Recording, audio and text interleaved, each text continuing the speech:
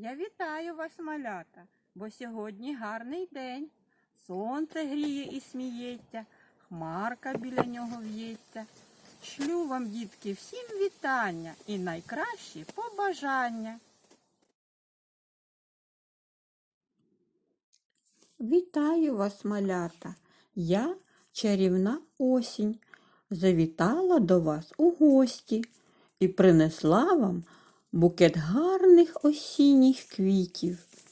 Вже стає прохолодніше, вітер зриває листочки з дерев, але я ще продовжую радувати своїм різнобарв'ям та гарними осінніми квітами. Діти, а які ви знаєте осінні квіти? Я пропоную вам помилуватися різнобарв'ям осінніх квітів.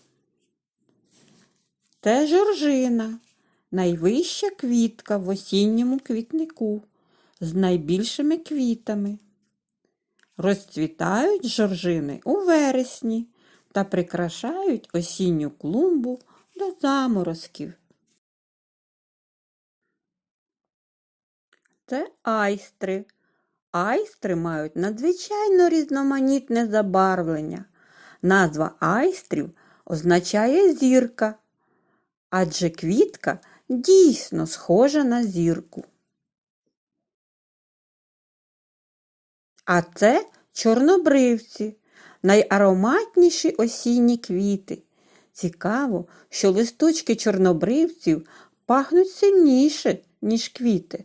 Чорнобривці полюбляють рости сім'ями, утворюючи кущ. Вони бувають жовтого, помаранчевого, червоного кольору. Це хризантеми. Хризантеми бувають різних видів, кольорів та розмірів. Вони дарують нам свою красу. Їх часто називають королями осіннього саду. Пропоную пригадати назви квітів, яких ми сьогодні побачили. Жоржина, айстра,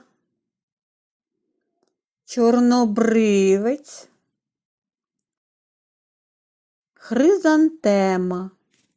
Дітки, квіти грають у схованки. Давайте і ми з ними пограємо. Якої квітки не стало?